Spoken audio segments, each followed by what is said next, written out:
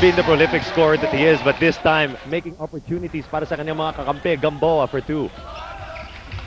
A good pass by Danny Ildefonso that time. Nakikita niya hindi lang yung laki ni Danny Ildefonso, yung pagiging paglaro niya sa post, pero nakaka-create na siya ng mga situations ngayon para sa teammates niya. At para sa Coca-Cola Tigers naman, they will retain possession. 9 seconds left sa kanilang shot clock. And starting off for them at point guard. Of course, there's Johnny Abarientos. And, well, actually, usual suspects are starters of Coca-Cola Tigers, maybe with the exception of Reynel Hugnatan, who's starting up at center. And usually, nakikita natin dyan in that position would be somebody like Pochuino. Usually, si Pochuino yung ginagamit nila. But itong Coca-Cola Tigers coming from the finals nga series against Talk and Tech, this is their first game after that heartbreaking loss at Talk and Tech. Long bomb mula kay Olsen Rosella with 10 minutes and 24 remaining sa first quarter. Time brought to you by Timex, the official timer of the 2003 PBA Games, welcoming the 3 newest members of the Timex family, Piolo Pascual, Claudine Barreto, and Mark Nelson. Check out the nearest Timex outlet for the 2003 Timex Watch Collection. 3-point lead na hawak-hawak ngayon ng San Miguel Beermen with a little more than 10 minutes remaining dito sa first quarter. Balita pa natin dito sa San Miguel, they didn't really had this big break after nung pagkatapos nila ma-eliminate dun sa first conference. Tuloy-tuloy na Tuloy practice na ng practice. Well, makikita natin dito if all that practice has worked for them as Hugnatan in heavy traffic. 1 against 2. 1-point ball game na lang ito. Rosella taking it down for the Beermen. Ontiveros, eagle eyes, looking for the open man. Handoff mula kay Gamboa and Velasco in and out. Velasco through the years, yung tira niya from the outside is really getting to be accurate. Pati kahit hindi pumasok yung last shot niya, kita mo yung line talagang diretso. Unlike before when he was starting, I remember he is the PBA, hindi pa talaga ganun kaganda yung shooting ni Velasco. A lot has changed dito sa laro ni Nick Velasco, and he has proven to be one of the biggest assets para sa Beermen through the years. Losing the handle on Tiveros. 6 seconds left on the Beerman shot clock. Pinilit! And that is instant 2 from Don Ontiveros. That's different naman, Don Ontiveros. Since the start, I saw this guy played. Napakaganda talaga ng shooting nitong batang to. Carriazo on the outside. Hugnatan. The floater. And still, Coca-Cola Tigers still shaking off the rust. At pase nga naman kay birthday boy, Coach Jot Reyes, nang nakausap natin sa pregame, well, he didn't really expect the Coca-Cola Tigers, sabi nga niya in his own words, to be 100% today. Pero siyempre kahit pa paano yung mga players niya, merong parang obligation, not really obligation, they want to give this as a gift to their coach Jot Reyes. At a birthday gift, di ba? Ayaw mo umuwi, I mean, it's your birthday, tapos umuwi ka ng talo. Natural. Mahirap yun. And another outside bomb. 2 3-pointers para kay Olsen Rosella. Rosella coming from a 13-point performance yung huling laro nila against the Cebuano Lulier RP team dito sa Samsung PBA Invitationals. Spin move of Hatfield in heavy traffic. Labas niya Abarientos. Abarientos still cannot hit the mark. Last touch ni Reynel Hugnatan, possession pa rin ng Beermen. 22 seconds left on their shot clock. 7 minutes and 57 sa first quarter. Mukhang yung kondisyon ng San Miguel talaga. Alam natin na wala na yung rust na nagkaroon ng break, na natanggal sila from the first conference. Kita natin talaga yung development nila eh. Pull-up jumper. Abarientos finally. Correct na ang adjustments. Pero tingin ko yung pagpag ng Coca-Cola, mga isang quarter lang yan. Second quarter, andyan na Coca-Cola. At gaganda na to, all the way yan. The same Coca-Cola Tigers na nakita natin sa finals kaya? Sa finals, tignan natin. 12-point lead para sa San Miguel Beermen as we approach the halfway mark of the first quarter. Rivas on the outside, Abarientos. Hinarap ni Rosella, losing it. 2 against 1 for the loose ball. Napunta sa San Miguel. Rosella has 2 options. Goes left, and then Velasco for the finish. Good pass by Daniel Ildefonso, coming from a pass also from Olsen Rosella. na yung tagal ng samahan ng San Miguel, talagang nakikita mo, they don't have to look at each other, they know where to pass the ball, and their teammates are right there. Well, Coach Vic, talking about frustration, etong San Miguel Beermen, after topping yung kanilang grupo sa eliminations, well, this is a team that we expected na aabot sa top 4. Siyempre, sila sa kanila yung pinakamagandang record sa kanilang grupo in the All-Filipino Cup. But after losing in the quarterfinals, napakaaga pa para mawala sila in that tournament. So I think they want to come back in a big way dito sa Invitational. Sigurado yan. They've talked about it. Sigurado all those players are telling each other that we have to go back. Yung frustrations nga lang kita, they lost some crucial games nung quarterfinals natin eh. And mga crucial na talo na, 1.3 points eh. That's why not only them, also Red Bull, sayang yun. Both teams who were top dun sa kanilang grupo, dun sa elimination.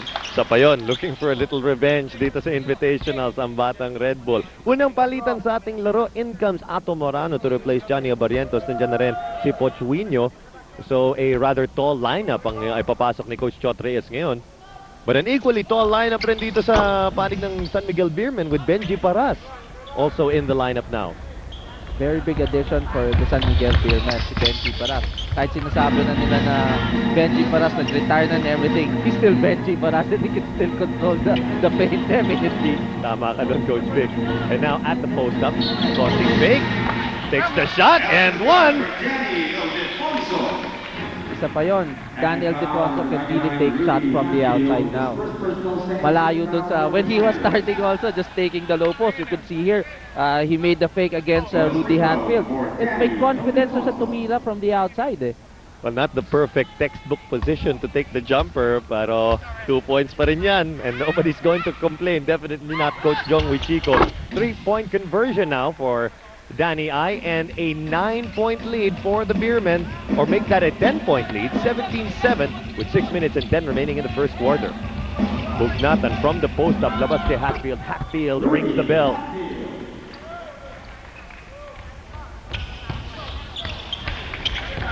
Velasco at the half line, looking for Hontiveros.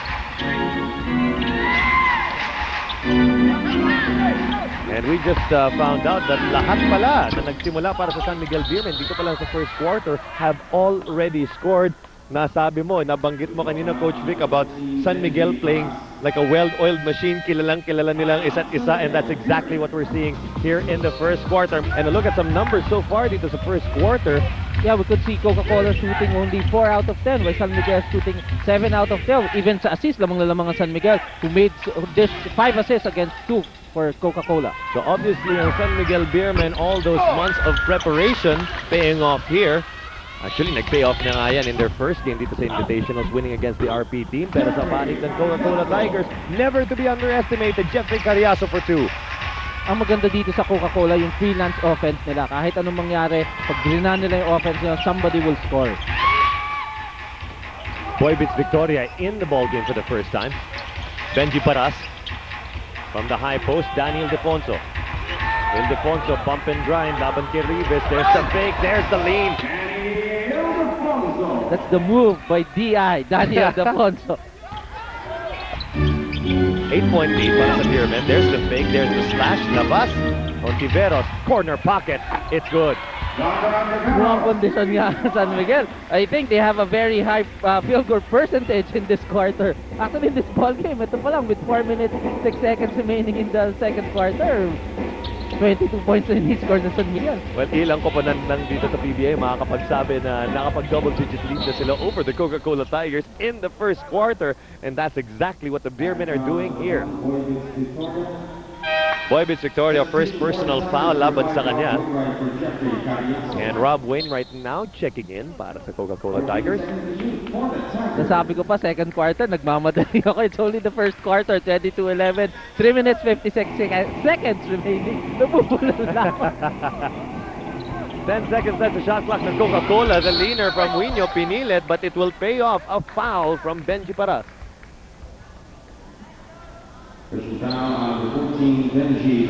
And Benji Paras called with his second personal foul, si Pochuino ang susubok ngayon sa linya. And Pochuino, one of the few big guys dito sa PBA who have a really, really nice shooting touch. Sabi ko na nga ba, majijinx ko eh, coach. Always yun, ano, Vito. Once you say something, a very good thing dun sa free throw na yun, madalas nagmimintis. Ayoko na, coach. Ayoko na. Dahil sabihin na lang natin, a very good touch from the three-point area. Ayan na, okay. So pumasok yun. Splitting his charities, cutting the lead to 10. San Miguel Beer up 22-12. At maaga pa lang sa first quarter, pressing defense from the Tigers, nawala ni Paras. Sayang yan, a very good pass sana from Danny Ildefonso. Medyo, sa start pa lang, di pa nag-iinit si Benji Paras eh. Nakita ko kanina yan before the game, talagang nagsistretch. Seryosong seryoso si Benji Paras. Benji Paras coming off his best performance so far as a San Miguel Beerman. Yung muling laro nila with 10 points and 5 rebounds against the RPC. Remains to be seen kung ano magagawa niya dito. But Rob Wainwright showing you how to shoot the ball. Also has a very good touch from the outside. Oo, pwede mag-conduct ng shooting clinic yata. Si Rob Wainwright. Just an 8-point lead for the San Miguel Beermen. 3 minutes and 10 left in the first quarter. Turnover. At medyo hindi nagustuhan ni Coach Jong Yuchiko yung nangyari na yun. At tumayo ka agad siya telling his boys na, what's happening guys? And it will be Morano as court director para sa Tigers. Quino on the outside. Comfort zone rin ni Quino yan. Morano looking to go down low, and it will be Rivas against Danny I. Rivas in his face. Rafi Rivas feels that kaya niya sa ilalim din to si Danny Ildefonso. And he has now 4 points in his credit. Coca-Cola Tigers patuloy ang kanilang press. Victoria gets it to Velasco, and now Paras cross court. Contiveros all alone. For the defensive rebound, Pochuino and Morano finding Hatfield. Hatfield hindi na nagsayang ng oras. And from center court, Boybits Victoria will set this one up for the Beermen. It's Danny I on the outside. And the Beermen still keeping their options open on the outside, but on the inside, ang namamahala po ay nagngangalang Danny Ildefonso. A very good pass from Boybits Victoria, reading the cut of Danny Ildefonso. And Danny Ildefonso will take 2 free throws. Andyan siya sa linya ngayon to take 2 for the white shirts. Yun yung classic move na Danny Ildefonso. Tuwang-tuwa ako pag napapanood ko somebody that tall before he was leaner eh, di ba? Medyo pag gumalaw na ganun si DI before, talagang bread and butter play ni Coach Jong Yuchiko before. Low post kay Danny ay pag dumhobol, kick out sa mga shooters niya. And he developed that play through the years nga na napaganda talaga yung ginagawa ni DI dito. May kombinasyon ng height, power, meron pa speed dyan to the mix.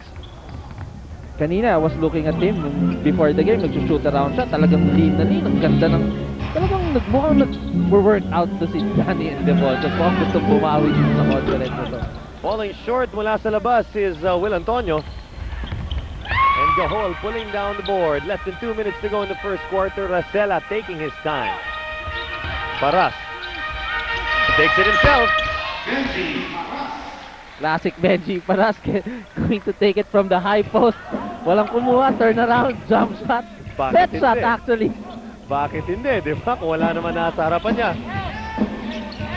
And Pochuino with the turnaround loses it. No foul, no tap out. And the forward pass, Paras, there's the fake, the reverse! Wala. Sayang. At ako nagdako naman Morano. Going to Quino, now Antonio. Hinarap ni Victoria. 12 seconds left on their shot clock. Wainwright checking his options. And it will be Rafi Rivas going all the way, drawing the foul. He got the first step from Benji Paras. Naiwan doon si Benji. So pag fake nga ng left, pumasok siya ng right, naiwan na si Benji. And Benji Paras, 3 personal fouls already in the first quarter. Napakaaga nun, and it's going to tell sa medyo bandang huli dahil maraming big man tong Coca-Cola. Well, cause for concern para kay Coach Jong Wichico, pero mula sa angulan natin dito sa Cuneta Astrodome, it doesn't look like, I don't see any San Miguel Beermen na magpapasab. So, looks like tatapusin ni Benji Paras itong first quarter natin. Pero no naman si Benji talaga na foul prone di ba? Even when he was starting tsaka to latter years talagang pagpasok ng mga fourth quarter, minsan 5 fouls na kagad si Benji. At saka po na naman ng Coca-Cola Tigers. Hatfield is back in. Nandiyan na rin si Leo Avenido. Less than a minute to go in the first.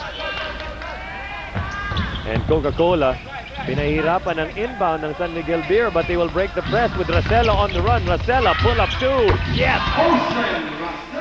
Naiwan doon yung press ng Coca-Cola They have a two-man guard right now, Olsen Racela and Boy Bits Victoria. So pag swing ni Boy Bits kay Olsen, naiwan na kagad sila. From the corner, driving the baseline, Hatfield with a kick out. Wainwright. Spot is no good. Good kick out for Wainwright. He got a shot, he was open, but wala, hindi pumasok yung tira niya. Kabilang dako naman, it will be Ildefonso. Face in the court, off the glass, off the mark. And the forward pass, just a little too forward para kay Rafi Rivas. Sayang, konti na lang. Halos nandun na nakuha ni Rafi Rivas yung bola na yon. So last 17.8 seconds ang matitira for one last play para sa San Miguel Beermen. That is if they can break etong Coca-Cola full court press. And if they can hold on to the ball for the next 8 seconds. Victoria off the screen. Off to Racela, and Victoria